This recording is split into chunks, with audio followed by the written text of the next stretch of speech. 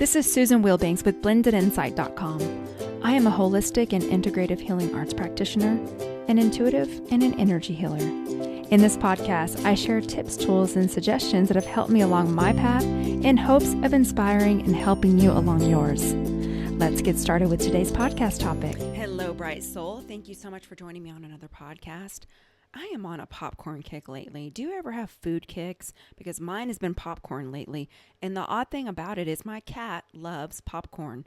And it's insane because when I pop it, she hears it popping. And even if she's outside or hearing or sense the smell is so good, she'll run to the door and come in. And then she wants me to hold the kernels for her. And she used to just taste it and make a big mess. But now she's eating the popcorn. Now, what is really going on? It's so bizarre. It's so bizarre. But in any case, those are little simple things that are going on in my life before I go into this huge topic for today. And this is something that has been stirring in my spirit for months. For months now, I've been feeling like something is coming. And I don't quite know what to make of it, but it's a feeling. And intuitively, I check in every single day to make conscious contact to see what I need to do for this day. Because like I shared in a previous podcast, we're always given enough information to step on our path a few steps ahead. And then once we get to those steps, then the next is revealed. And that's how we walk this walk, by faith. And over the last few years, we have seen a tremendous amount of division in society and also within our own families, within our own circles. And here we are. Many of us were put in a position to have to stand on our moral courage. We were put in a position to have to hold the light, to really practice our faith and go against what society was trying to sell us, the propaganda, the narrative. And we had to stand on an island by ourselves. And we've held that light and we followed our guidance. And it ended up being that we were correct. And guess what? The people who were persecuting and throwing stones and lodging all that hate, did they come back and say, I'm so sorry, I was wrong? Probably not. I know in my case they did not. But what I want to remind you of is before you were on this path and before you had the maturity and the words and the courage to admit when you're wrong. Because I know there was a time in my life where when I made a mistake, I was embarrassed. So I just tried to sweep over the mistake and keep it moving. And I didn't know how to apologize. I grew up in a household that was emotionally numb. We got made fun of for feelings. We got made fun of for being vulnerable. So I was very numb. And what I want to say to you is that the collective is very numb. What are they doing? They're watching every little entertainment distraction that comes forward. They're focused on all the wrong things, attacking public figures that they don't really know anything about. There's puppet masters, and they're falling for it, turning on people over silly decisions that don't really affect them one way or the other, but they're falling for the facade. And it's a lower consciousness that does that. And I was in a lower consciousness at one point, and I've never arrived. I know that I've never arrived. I'm so far from ever getting to a higher level, and I keep myself humble in that way because I know that there's so much I don't know, and I'm only going to know that which is revealed to me at any given time that I'm supposed to know. But it's a faith walk, and this has been a very lonely path the last couple of years for many people, and I know that, and I know that you're tired. But now is the time where we really need to meet in the middle. We are the ones that take the high road. What I'm not going to do is fall into the same consciousness of people who passive aggressively try to push an agenda that they don't know anything about, that throw stones and make untrue statements that are not logical. They don't even make sense. They don't know why they're saying it. They're just repeating it because they're inundated with low energies. The veil is so strong in their life. They have no awareness of what they're doing. They have a little bit of awareness, but not enough to actually stop it. Or they don't have the moral courage to stop it. Or they don't have the conviction to stop it. And that's just where they are in their walk. But I'm not going to allow it to divide me and to make me turn into that consciousness or that type of person, because that is what the dark forces want. A house divided against itself cannot stand. And we have to look beyond this illusion, this game, really, this game of dark forces to get us fighting over trivial things that in the end doesn't really matter. Humans want the same things. Think about it. You got to look deep into the humanity of people. What do people want? We all want to be safe. We all want to be healthy. We all want to be happy. We want our families to be safe. We want enough food to eat. We want shelter. That's what we really want. The core security things, the survival mechanisms of a human being, and you want to have peace in your heart. These are the things that you want. So if you focus more on the core commonalities and realize that people have a lower consciousness that have just been manipulated this whole time, and they're still being manipulated, and they're not able to open their eyes and look, it's not that they're bad people. They're under a spell. They're under a spell, and they don't have the ability or the consciousness or the desire to reach for something higher. So if you try to point out the spell they're under, because they're under a spell, it makes them more angry. People that are deceived don't know they're deceived. That's why they're deceived. Now, I'm not saying that you can't follow your intuition and drop nuggets or try to have a conversation, but when you're dealing with emotionally immature people and emotionally inept people, you already know how this conversation goes. So you don't want to bring up inflammatory topics to divide people further. That's why on this platform, through all of this, I kept my topic geared toward what I am trying to do here. And what I am trying to do on this podcast is uplift you, encourage you, show you that you're not alone, and spark some inspiration and drop energy healing to make the world a better place. I don't want to inflame people with this podcast because the world does that in every walk of life. That's all we deal with now is just inflammatory things. People are dark. And what's happened is that the people that don't have the spiritual grounding have become so dark through all this. It has been sickening to watch. And it isn't that the light's not available, it's that they're not reaching for it. And what's happening is because there's been so much of it on the planet, is that when you align yourself to that energy, you get all of those thought forms, and it's so much of it. That's why our work to bring the light in is so vitally important right now. It couldn't be more important. And so what I'm encouraging you to do and what I'm doing is meeting in the middle. So you're not going to see me on social media posting memes about politicians that I don't know personally. I only know the policies that they're representing, but we all know there's bigger forces at play here that we don't have access to. So all you can really do is disconnect from what you're being sold, critically think, go within, meditate, make conscious contact. Forget what anyone else in this world is telling you. When you leave this body, you're going back to the creator that put you in this body. And so that is what matters at this point, because this life is very, very temporary. We know that. That's why we're on this path. And whatever we do in this life goes with us in the afterlife. So the good we do goes with us. The mistakes we make, yes, we're going to have to atone those. We're going to have to answer for those. So our goal is to create more good karma than bad karma, do more good than harm. I want to make a light footprint on this path. I want to help people. I want to live a life of service. And I want to leave my circle better than the way that I found it. With that, I must live a disciplined lifestyle. I must cut off from the collective. It's important that I'm on an island, not literally, but I'm hold off. I have to be. Why? That's how I get my conscious contact and my connection and my information. I can't do that if I'm inundated with someone's agenda or the news or all the bickering and fighting and gossiping and low level and the Kardashians. None of that matters. It does not matter at the end of the day. What matters is the hearts of people. And this is another thing I wanted to share with you, is that I read an article about that churches, religions as a whole, are reduced in numbers. And here's what I'm seeing here is I shy away from religion because religion often divides, whereas I want to unite, which is what spirituality does. And in religions, and I took a world religion class, and there's 20,000 different denominations of Christianity alone. Even within Christianity, there's division. And so in the United States, Christianity is the most popular religion. And so I was a part of a Christian church for 3 years. I went 3 days a week. I was totally devout, immersed in it. It was a type of church that was filled with the Holy Spirit. We did all of that. And it was an amazing church. The Spirit was moving there, and I learned so much. What bothered me about it is that there was a constant, we're not mad at this particular denomination, but we don't do it like that. Well, then why'd you say that? Because you are mad at it, because you're knocking it down. And that's not God. So that's not going to work for me. It was those little nuggets of, We are the chosen one and no one else is, even within Christianity.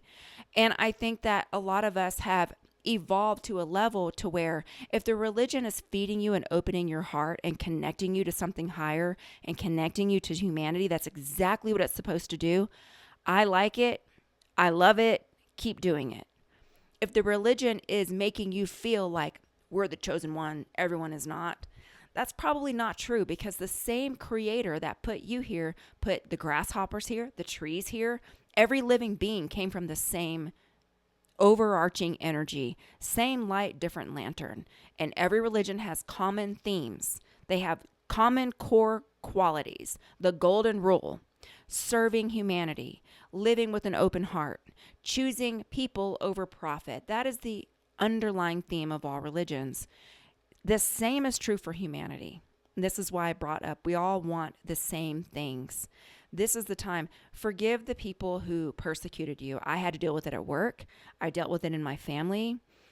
I mean, even within like circles, friendship circles, it was nonsense. Like saying, "Oh, well, you don't care about people." It's like, excuse me, do you know the condition of my heart? What are you even saying? You don't have all the information. God told me something very specific. I can see things clairvoyantly on people. I'm uncomfortable with it. God told me no. And when I leave this body, I go back to God. So I'm sorry. If you're not God, you're not qualified to speak into my life. These are the things I'm seeing. I'm happy to share them with you. And I wasn't being ugly about it, but I was getting like really strong external opposition against what God said for my life, even in the spiritual community, which was shocking to me, because I thought, wow, of all places, if I say to you, I'm happy with what you choose to do, and I respect that, but this is what God's telling me to do, and I have a sincerely held religious belief, I've learned that when I go against my intuition, it always ends terribly, because before I was strong and I was go against my intuition, it always ended poorly. So I was saying, nope, clairvoyantly, I'm seeing some things. It does not look good. It does not feel good.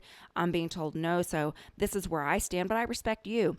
And then when I get the ugliness and the viciousness, it made me see, ooh, this is spiritual warfare. And it's even in the healing community. It's in the spiritual communities. And this is a time where it's time to really anchor in the light and hold true and have kindness for people, because I don't know their path. Here's the other thing. I don't know why people chose the things that they chose.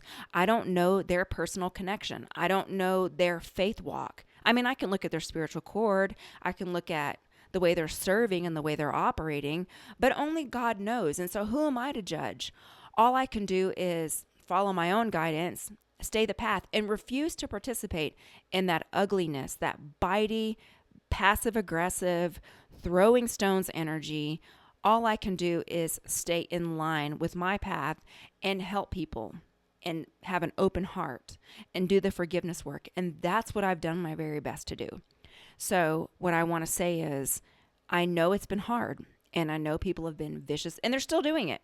They're still doing it. I see people every day posting vicious, ugly, hateful memes, and they are still promoting the divide. You and I are here to promote unity. Why? Because we're better together. And if we are united together and we meet in the middle and we remember that we all want the same things.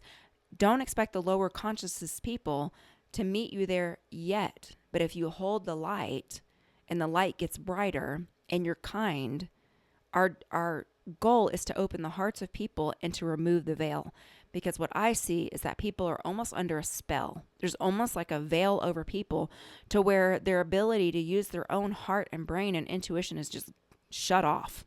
And I saw this coming, and I told my inner circle about it. Even my healer friends were like, no, if such and such isn't seeing it, why are you seeing it? I don't know why I'm seeing it, but this is what I'm seeing.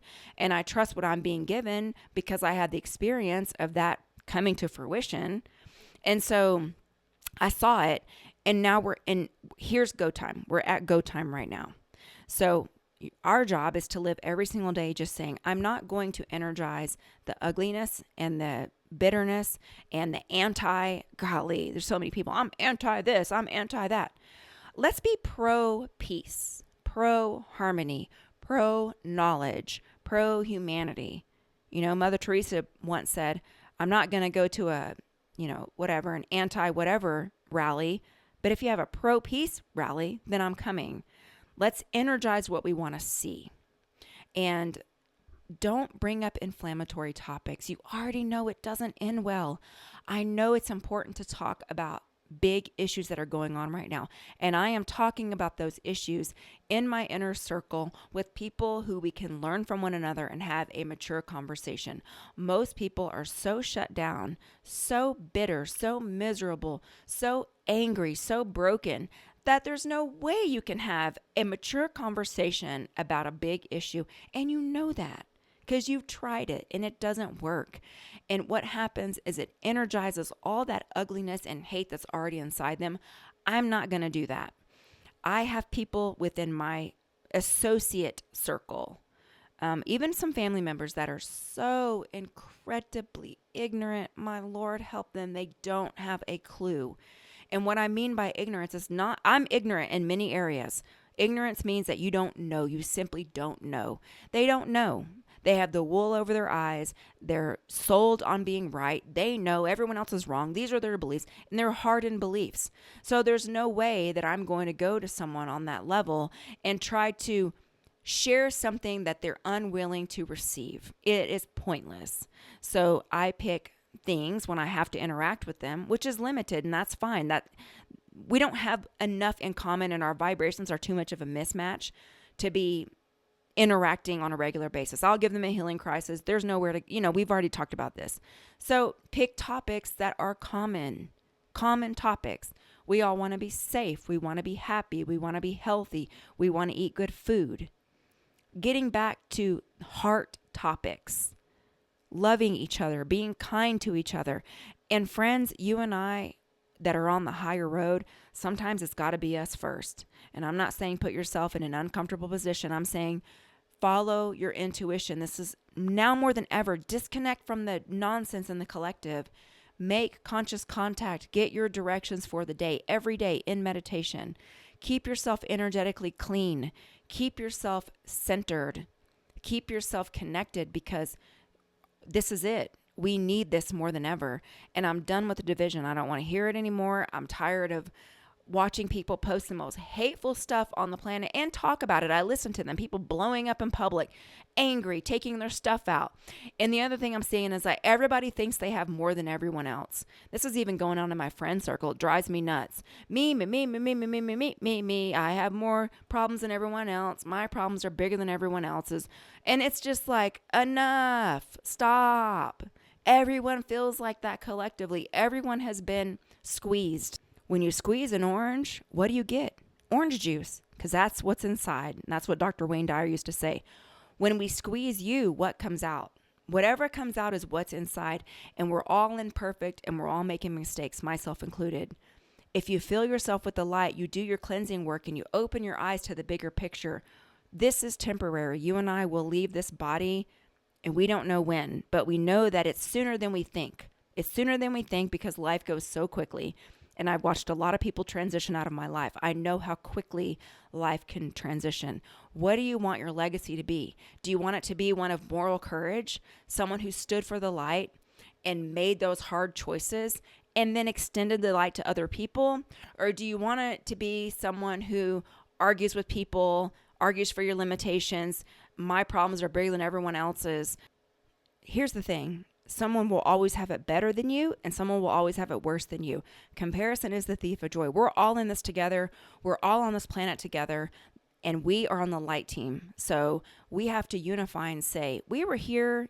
Think of the Care Bears. What do the Care Bears do? They do the Care Bear stare. They get together and beam light. That is our job. And when it's with people that are just almost impossible to communicate with, because I know some of those too, and you have to distance yourself, that's fine. I'm not saying to go and build bridges and get yourself beat up. I'm not saying that. I'm saying don't energize the darkness. Let's not energize the darkness. So if you can't build a bridge with someone and make amends, that's okay. And do what you're drawn to. I'm not telling you to do things you're not drawn to. If it's in your heart and it's coming up over and over again, through your intuition and through your meditation practice, then you know that's probably something that you need to ask for guidance to do. But I'm saying let's not add to the darkness, because that's what they want. They want that. They want us to turn on each other and tear each other down. And I won't do that. I will not do it. And look, I'm a walking embodiment of this work, even when I'm not feeling well, when I have my own things going on, like if I'm not in the best headspace. I mean, my good Lord, I went to this church. It's kind of like a unity church, like a Science of Mind church. I don't know why. I was just drawn to go. And I thought, well, this isn't really my vibe, but I do need to get with a community of like-minded people because of the way the trajectory is going right now. And as soon as I walk in the door, the lady starts telling me all her health problems. Now, this is who we are. So I'm going to a church for nourishment and I'm nourishing. So this is who we are as people. And it just shows you how important we are on this earth. Our mission is to be here to nourish yourself and nourish others, to hold the light. Let's not contribute to the darkness. Let's get back to why we're all here, the humanity of people, and let's not be illusioned by this darkness that is trying to tear us apart. We didn't come this far to just get this far. Okay, that's all I have. Let's go into a healing. You can uncross your arms and legs and focus on your breathing.